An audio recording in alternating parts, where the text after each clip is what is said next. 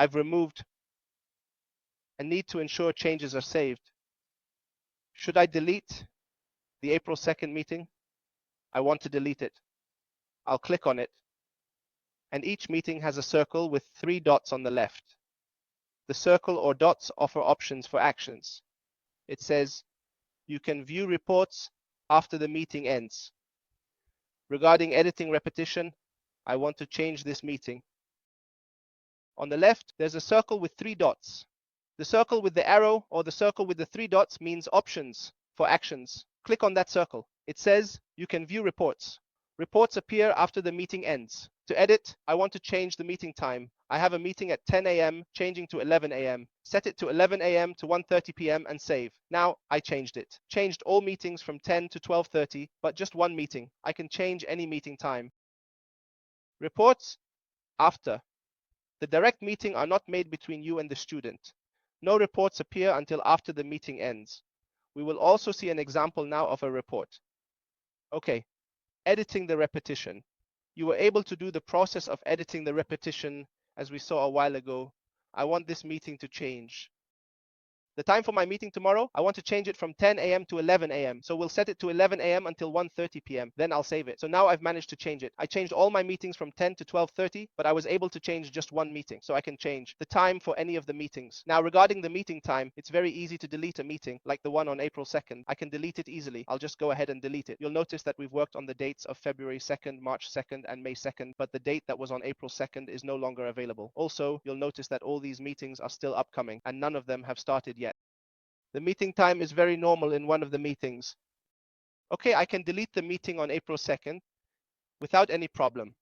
I'll go ahead and delete it, and then I'll confirm by saying yes, delete. You'll notice that we've worked on the dates of February 2nd, March 2nd, and May 2nd, but the date that was on April 2nd is no longer available.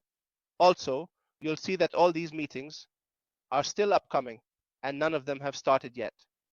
Currently, none of the participants have initiated their tasks yet. Therefore, when a meeting is actively taking place, such as the one we are engaged in at this very moment, you will notice that the status indicator clearly displays the message in progress. Prior to the commencement of the meeting, it was clearly marked as not started yet. During the meeting is actually happening live, so the status is in progress. Now, if there are meetings that have ended and I want to see the meetings that have finished, you need to go to this filtering section and click here to show you 3 options. In this case, you'll come to all previous sessions. So when you click on all previous sessions, you'll notice everyone that here's the meeting, here's the title, and here's the end date written down. So this means that this meeting has ended and this is its end date. But of course, when you have, for example, 20, 30, or even 40 meetings, or a lot of meetings, you'll see that it shows me, for instance, 10 meetings on one screen. So I have 20, 30 meetings, and you'll notice that it gives me page numbers. It wants to tell me that I'm on the first page with 10 meetings. If I want to see the other meetings, I need to click on number 2. Let's click on number 2 to see the other meetings. Click on number 3 to see page number 3, which has the other meetings. Now, I feel like there are a lot of meetings, and I want a specific meeting on a specific date. In a specific month, in a specific year, what should I do? I need to come here to this section and say, I want a session within a specific time frame. That's exactly what I want. So I'll choose the sessions that are within a specific range. All right? I want, for example, to click here and say, show me the sessions for the year 2019, for example. 19, for example, and I want to look for March on March 13th. So I want it in 2019 in March and set it for the 13th. I'm unsure if it will show up, but see, yes, the meeting that took place on March 13th has appeared. I don't have to pull up all sessions and end up with 40, 50 meetings when I can't remember. If I remember the date or want a monthly range, like all meetings in March, I can get all meetings for that month or any range, as you can see. You'll notice I can see the end date. I can click on the circle with 3 dots, the session options. I can also view the report. This report, as Dr. Mohammed mentioned, documents everything. What was done at this specific time so that I would not bring all the sessions and have 40 or 50 meetings, and I don't remember exactly what. But if I remember by date or want a monthly time frame, meaning in the month of March, I bring all the meetings of the month of March, or all the meetings of a specific month. I bring from what in the form that you see here. Okay. Now, I've completed the meeting and it has ended between me and the student. In this case, you'll notice that I've got the end date. I can click on the circle with the 3 dots that you see, which are the session options. And from there, I can also view the report. This report, as Dr. Mohammed mentioned, documents everything here. Everything is documented. So I have the session recorded. You created it, and now the report is also available. If you click on View Report, you'll see that it shows the start time, the end time, and how many attended. Of course, it includes the student who attended with you. All right, and the duration here is just like we discussed. You can go back and click on View Reports to see the reports exactly. Let's assume this is the student, and here's their join time, and here's their leave time, and here's the total time. The total time that the student spent with me during the meeting is also here, and I have the session details. This session, for which I'm generating the report, was on Wednesday, March 13th. And I issued the report and took a printable copy of it.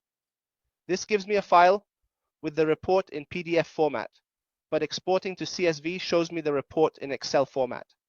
So, if I click on printable, you'll see that a new page appears. This page will show up in just a few seconds. The page is now going to appear, and it will show you a report. As you can see, this is the report. All right, I basically want to print this report as a PDF. It's very simple, essentially. You'll just come to the keyboard while you're simply on the screen and press Ctrl+P, which is basically for print. So it's like you're essentially printing, and then from here, you just choose to print as a PDF. Then you click on the word print so that you can print them later. After you have clicked on the word print, you will be able to print the documents at a later time. You choose the location and name the report, for example, meeting on March 13th. You will then need to select the desired location on your computer where you want to save the report and give it an appropriate name, such as meeting on March 13th. So now I have the report saved. This way, you will have the report saved securely on your device. All right, let's check the report. All right, let's proceed to check the report to ensure everything is in order. In the place where I saved it, I just want to check this location so you can see what this place is. This is where I saved the report in PDF format. Also, I can provide additional details about the process and the steps involved in saving the report, ensuring that everything is clear and understandable. Furthermore, I will provide a comprehensive overview of the entire process, including all necessary steps and considerations to ensure clarity and understanding for everyone involved. Show my report as an Excel file. Export to CSV. Notice the format here. The Excel file downloads to my folder. Open it and choose Show in Folder to see the file. I can open and work with it as an Excel file. The file includes the meeting name and date, 13/03/2019. This is a key feature of Blackboard virtual classrooms. Now I have the Excel file, and it gets downloaded to my Downloads folder or on my laptop. See? If I open it from here and choose Show in Folder, you'll notice that the file is available. This file is here, and I can open it and work with it as an Excel file without any issues at all. The file itself even includes the date, the name of the meeting, and the date, which is 13/03/2019. So this is one of the important features that Blackboard or the virtual classrooms within Blackboard provides us. It shows me the meeting name and the date, which is 13/03/2019. This is one of the important features that Blackboard or the virtual classrooms within Blackboard provides us.